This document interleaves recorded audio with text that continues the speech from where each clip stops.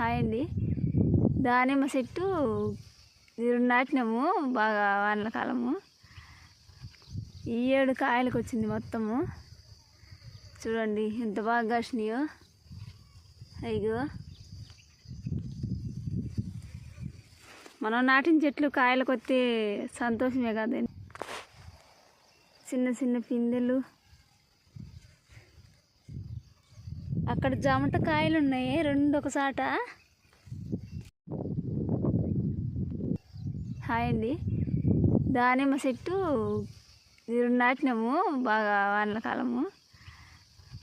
ఈ ఏడు కాయలకు వచ్చింది మొత్తము. చూడండి ఎంత బాగా కాసినాయో. అయ్యో,